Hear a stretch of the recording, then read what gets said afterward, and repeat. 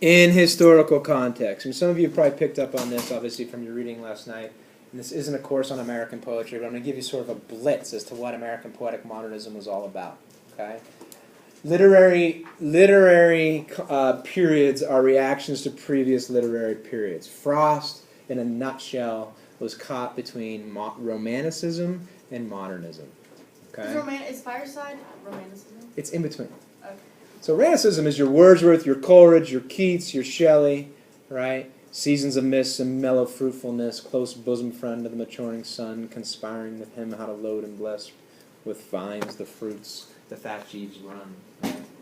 That's romantic, okay?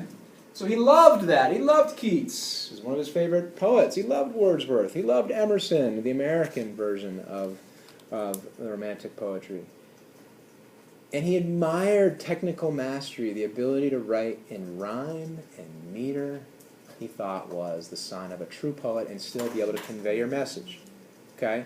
And I say he's caught between these two things, and that's because the ground shifted underneath his feet. He was born in 1874. He was writing his poems during the Derry years, right around, still before the turn of the century. So he's very much of the 19th century, 1894, 1896. And then around comes Pound, Ezra Pound, bizarrely born in Haley, about a stone's throw from my house, right? Who says, he only lived here for 6 years and his parents moved, and then he moved to Europe. He became the most influential modern critic and poet. I don't think he's a great poet, he's a great critic. And he said, look, we can no longer write poems like the fireside poems, right? The woods that bring the sunset near, the rhyming, the poeticisms, the overt thematic content or moral aphorisms, how to live your life witticisms in the poems. That's passé, that's cliche. We've got to make poetry new. And that's what he said. You got to make it new. Well, how do you make it new, right? Okay, tell me, Ezra, what's the deal? And he said there are 3 things you need to do with poetry. And you know this from your reading. And we're going to talk about Fireside in a second. But here are the 3 things he said you needed to do. 1910 to 1950, this was a long period. Okay, this is when Hemingway was writing. He said poetry has to now be in free verse. Some of you know this from that course. And it has to be written in images themselves, objects. And he said that it's got to be economical. It's got to be short. And I could show you the video where he says, Pound helped me get discovered, but then Pound started editing my poems and ruining my meter and ruining what I was actually trying to say. So I got rid of Pound. And he did. And the whole final story of Pound is he became a fascist. He lived in Italy. He supported the fascist cause. He was imprisoned by American troops. I don't know if you saw that video. And all of these writers he had helped over the years, the only one that ultimately came to his defense was the one that liked him the least, Frost, and saved him. Okay, from the mental hospital in D.C. It's a bizarre story. But here's the deal. So it's got to be free verse, imagism, and economical. But look what Amy Lowell said. She was an imagist poet. And she was all excited about what Pound was doing. And she's like, well, here are the 7 things you should do as a poet. Common speech, the exact word, no cliches, freedom of choice in subject, that was new. An image, concentrated, and suggest things rather than complete statements for people. So you get William Carlos Williams. You get the Red Wheelbarrow. Right there. This is the whole poem. So much depends upon a red wheelbarrow glazed with rainwater beside the white chickens. Well, that begs the question, what depends on that? Right? That's not even a complete sentence, is it? Is it imagery? Is it economical? Is it free verse? Absolutely. Williams was following the tenets of... What do you mean by economical? Short. Okay. Economy. So, pithy. Terse. Yeah. Do you like that poem? No? I like it. It's the greatest modern poem ever, right? You like it? Good. It's fun. It's easy. I don't know what it means. But certainly it suggests more than just the image of a red wheelbarrow with a little bit of rain droplets on it and the white chickens. Certainly it's saying something about pastoral America and how important these things are, how they interact. The wheelbarrow, the water, the chickens. Go ahead. Red, white, and blue. Absolutely. This is something that we are losing in the modern era. A connection to this, the value of this. But I love this one. It doesn't look like this as a poem. I've eaten the plums that were in the icebox in which you were probably saving for breakfast. Forgive me. They were delicious. So sweet. And so cold. It doesn't look like that. It looks like an actual poem like the Red Wheelbarrow. Well, that's a Post-it note that you leave on the fridge. Sorry, I ate the plums. Forgive me, wife. Right? So, he has a great one about the cat stepping down out of the jam closet into the flower pot. Yep, and that's it. Just an instant image in time. But trying to capture something larger. So that's what sort of more accessible modern poetry looked like. But let me take you to high modern poetry, or high modernist poetry. The Emperor of Ice Cream. I think we did this in Hemingway. I'm just going to go quickly here, right? Call the roller of the big cigars, the muscular one, and bid him whip in kitchen cups, concupiscent curds. Let the wenches dawdle and dress they're used to wear, and let boys bring flowers in last month's newspaper. Let B be the finale of seem. The only emperor is the Emperor of Ice Cream.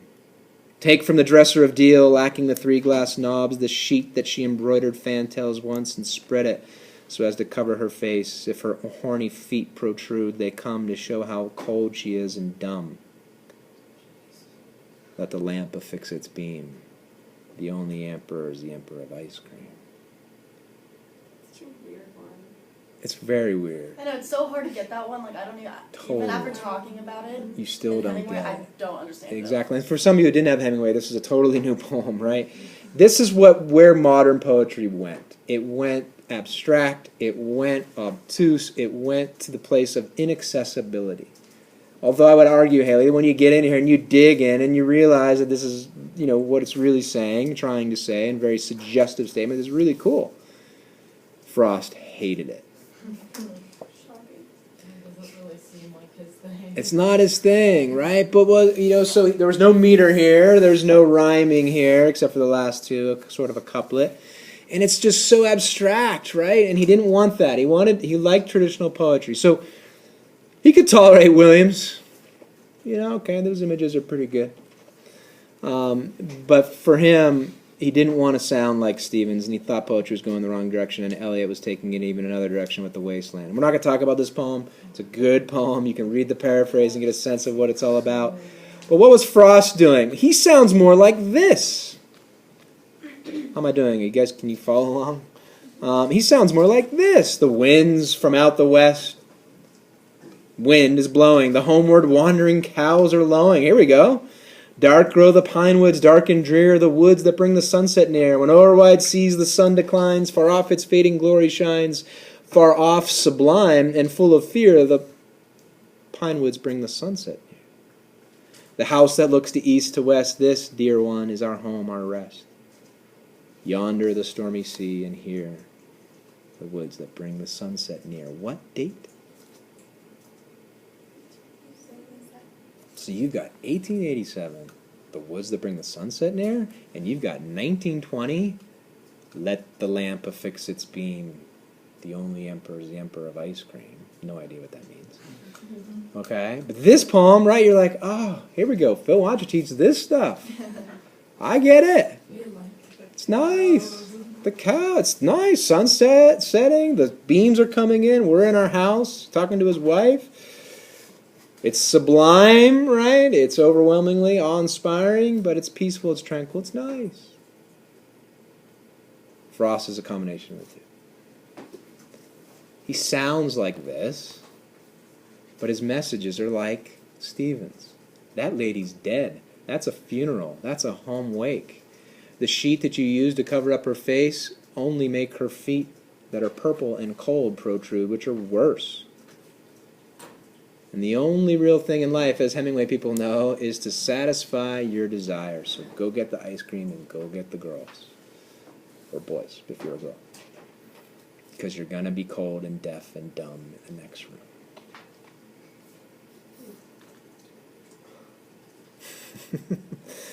Okay. What did Frost? I mean, here's a great quote. How do you describe modernism? I love this. Intensity and purity of pleasure is one of the is the goal of modernist poetics. Intense, pure, perceptual pleasure. That's the goal. They want to freeze a moment in time, and they want it to be pleasurable. They want it to be pure. But the difficult, wistful dream of perception and the absence of pleasure is often its reality. It's like one of those things. If we froze a moment in time right now, and Keats talks about this in Ode on a Grecian Urn, remember? If you froze the urn, if you froze the life right now, whoosh, you would have wonderful, blissful moments like this. But you'd also freeze moments that are tragic and horrible. Okay? So when they put their lens on something, they were seeking pleasure, but what they often found, often wound up writing about, was despair. Okay. Frost, momentary say against confusion. Frost using colloquial language. Let's go look at one of his poems. So this is the context in which he's writing. Well, let's pause on a Frost quote. He said, this is helpful, you guys. He said, "It may come to the notice of posterity," that's us now, 2013, and then again it may not, that it is our age, our modern age, 1910, 1920, 1930, ran wild in quest of new ways to be new. Poetry, for example, was tried without punctuation. Who did that? Yeah, and E.E. Cummings. Capital letters, that's E.E. Cummings. And without metrical frame, all the modern poets did that. They didn't write in meter. On which to measure the rhythm. It was tried without images, but those to the eye. And a loud general intoning had to be kept up to cover the total loss of images to the ear. Something Frost hammered on a lot. There is such a thing as being too willing to be different. So what's he basically saying in a nutshell? At 2013, they're going to look back on that poetry and be like, they were trying too hard. He was trying too hard. Right? You don't have to be so different. You don't have to be there.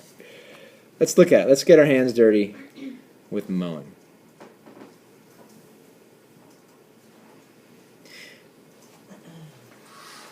And let's just do it from a historical context. I want you to have the woods that bring the sunset near ringing in your left ear, and I want you to have the Emperor of Ice Cream in your right ear. Okay? There was never a sound beside the wood but one, and that was my long scythe whispering to the ground. What was it whispered? I knew not well myself. Perhaps it was something about the heat of the sun, or something perhaps about the lack of sound, and that was why it whispered and did not speak. It was no dream of the gift of idle hours, or easy gold at the hand of fair elf. Anything more than the truth would have seemed too weak to the earnest love that laid the swale in rows. Not without feeble-pointed spikes of flowers, pale orchises, and scared a bright green snake. The fact is the sweetest dream that labor knows. A long scythe whispered and left the hay to make. I feel like it's kind of Go, Isabel. dark, but like not at the same time. I don't know if it's dark. I feel like it's Well, more like- of like a clarification saying that like even though labor's hard, it ends up being good and like it's the Nice. sweetest dream. Yeah, that paradox. The fact of it. Just the mere fact of there's one sound, the scythe. But like the scythe, it's like, Grim Reaper. yeah. But he changes it from the Grim Reaper into something where it's good. This is a positive poem. This isn't like there's death looming in the corners here and everything's going to die. But yeah, I'm going to go with Haley. The facts are he's out there mowing. He actually did this. When did he write this? You know this from his biography. The Derriers. Very good. He actually was out in the field with a scythe, pre-lawnmower, all day long, knocking down the hay. For what? Did he have cows? Yes, he had cows. For the cows, right? He was trying to create hay that would fluff up, dry in the sun, and then they'd bale it, and they'd feed the cows. Those are the facts. It was good. So, one with nature moment mowing.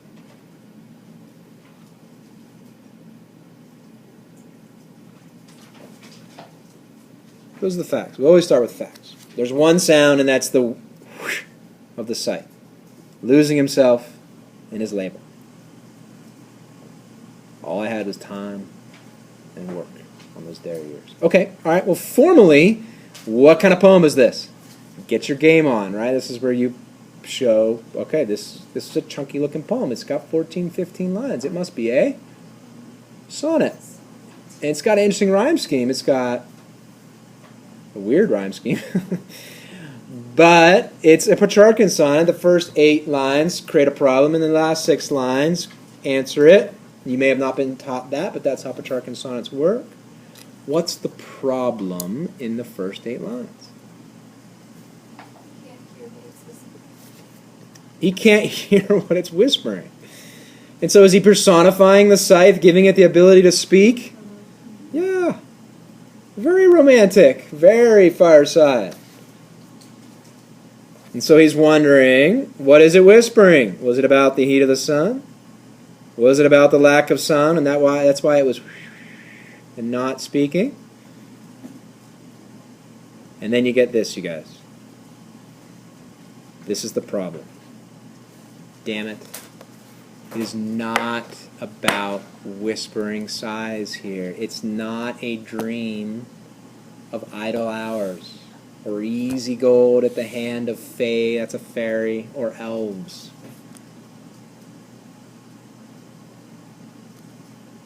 What does he get? You guys getting the problem here? That's not easy work. It's not easy work, right? Exactly. There's not a bunch of fairies and rainbows running around right here, right? This is hard, and writing this poem is really hard. Because what? All of a sudden I went into the whispering scythe, and what was it? No. We're not going there. Why can't we go there? It's not true. Anything more than the truth would have seemed too weak to the earnest love that laid this wail on us. He said this. Check it out. So now we're doing intentional commentary. I came near to saying what I've always been trying to say in Mowing, that I often despaired I would ever get closer. Some of my poems have literary criticism in them. In them! But I hide it. Remember that a sentence sound is a sound in and of itself, sorry for the misspelling there, and often says more in the words, and may even convey a meaning opposite to the words. Is this stuff helpful? It's like criticizing his own poem. Yes. He's criticizing his own poem in the poem. You loser, you can't write about fairies and elves and rainbows. That's been done. That's over. You can't be a romantic. Right? And there's no whispering scythe here because, oh, by the way, they can't whisper. Stop it. Right? Anything more than the truth would be a lie, as Hannah picked up on. I want to be true to the earnest love of the moment. So what's he do as a modernist? Oh yeah, Pound. I don't know if Pound was aware. He wasn't aware of the essay yet, but he knew where poetry was going. And where was poetry going? What should you do? You want to convey a feeling? Like reality. Write about reality. And what do? What's at your disposal to write about reality? Well, anything, but what would you do as a poet? You've got... Choose an image. Very good. And what's he do? There are feeble pointed spikes of flowers. No. They're pale orchises. And there was a scared, a bright green snake that went away. And all that's out there is the one sound. And then he concludes with a paradox. The fact is the sweetest dream. I think Haley picked up on that. That labor knows. Just the facts are enough. So much depends upon a red wheelbarrow glazed with rainwater beside the white chickens.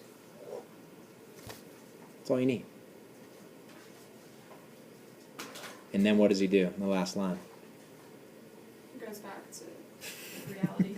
He goes back to reality, or he goes back to his old romantic self? My long scythe whispered, Yeah. which it doesn't, and left the hay to make. When you fluff up grass, which is wet, or whatever, you need to get the water out of, you let it dry for a week or two, and then you come around and bale it. What happens to the grass as it dries? It rises. It expands, it fluffs up. What's romantic poetry but fluffing it all up? Right? My long scythe whispered, damn it, I left the hay to make. I gotta let that fluff alone. My poems have criticism in them. I'm caught between romantic and modern. I don't know where to go. Isn't that cool? Pretty cool. So there it is. You use historical context, right? You use intentionalism. You used a little bit from his life. He was on the dairy farm. Now I have to warn you, the next poem that we're going to do is going to ruin The Road Not Taken for you forever. I'm sorry in advance. It used to be a nice poem. Oh, and I left out Wordsworth here, but here's a Wordsworth poem about watching this woman cut grass, and he's like, oh, she's singing to herself. Is she singing of Arabian sands? Is she singing of the farthest Hebrides? Who will tell me what she sings? Of battles long ago? Then she's like, oh, he's like, oh, whatever. The maiden sang, as if her song could have no ending. I saw her singing at her work, and o'er the sickle bending, I listened motionless and still, and as I mounted up the hill, the music in my heart I bore, long after it was heard no more. What year? Do you think Frost had that poem in mind? Absolutely.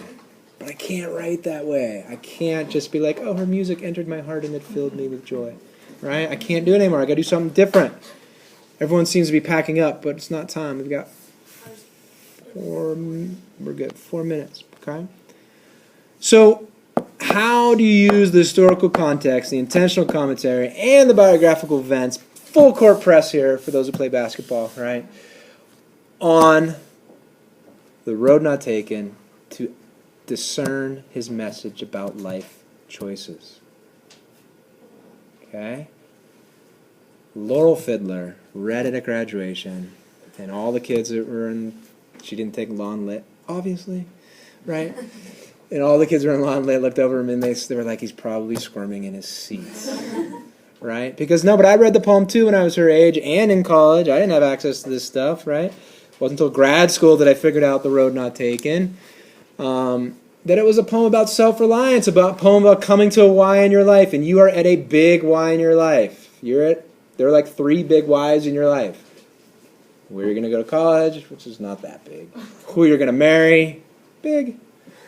What are you going to do with your life, big. But this is a why. This is the biggest why in your life, right? So far. And you got to choose. And you want to look down one. You're looking at the websites, right? That's what you're doing. Maybe you visited. But they all are like ivy-clad and beautiful and manicured and awesome. And all the kids look great, and the classes, the professors seem cool and small and intimate, and sports teams are good. Right? You can't really choose. They're not really different. There's really a difference between Bowden, Bates, and Colby. They're all Maine. They're all the same. Right? Right? So it's hard, and you look down one as far as you can. You wish you could take the other as just as fair, and I don't know, one seems grassy and one unaware, but really they both equally lay in front of you. But you got to choose. It's not that big of a deal. Just relax. It's not that big of a deal. They're all great. You can't go wrong. You really can't. So that's how it connects to your life. That's reader response. But let's use the historical context. Does this poem look like the woods that bring the sunset near? Walking in the woods, it's an autumn day, everything's beautiful, I come to a why, I gotta make a choice, and I did, and I made the choice of the road that was less traveled by, and it made all the difference. It's nice, right? We probably don't have time to do this, but let me just drop this in your lap. Right here, you guys know this poem. You don't need me to read it to you, although I love reading to you. Though as for that, the passing there had really warned them about the same. And he says it again, equally lay, and leaves no step but trodden black. He contradicts what he said here.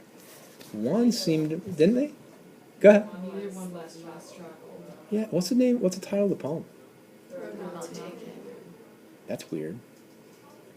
It should be titled The Road Taken. Because it's all about, if you read it conventionally, it's all about taking the road less traveled by. It should be called The Road Taken. But he didn't call it The Road Taken, he called it The Road Not Taken. Why? Because they end up being the same. No matter what decision you choose, you'll always end up thinking about that other road that you took. Okay, good. No, but they're really different, but he can't tell the difference, right? Chrissy versus Tina. They're different, but I couldn't tell the difference as far as who I'm going to marry. That was a big one. Okay? They seem good. Really good. I'm glad I got this one. No, it's huge. It's huge. Teaching law. Practicing law, teaching. They both seemed really good. Glad I chose this one. It's made all the difference, right? So you're going to look back ages and ages hence, and you're going to lie. I could sit here and say, oh man, I had a clear view of practicing law and teaching school. I had no idea. I made a choice. So what is the poem's message about life choices? He's saying that they end up being the same one. Like, it doesn't matter which road you take because no matter what, it'll end up, like, you can't go back. You can't go back. So, like, road that you didn't. but you think about that other road. You but think about the other road. I think then it ends up, you realize it's just going to be the same. Like, you're going to feel the same way. I don't know if it's going to be the same, but your Either way, choices. You're gonna have experiences, whichever road you take. Yeah. But you're always gonna think about like- the experiences you didn't have, but you're gonna Yep. have the experiences Life that Yeah. you goes didn't on. have. Life goes on, but you got to make a choice, and it's Yeah. totally uninformed. That's the modern piece, Wasn't right? he also a traditionalist? Yes. Yeah. So we'll do a little bit more on that, but think about that tonight. How is this poem a modern message in very sort of traditional fireside romantic language? That make sense? Yeah. Cool. Good class, you guys. That was fun.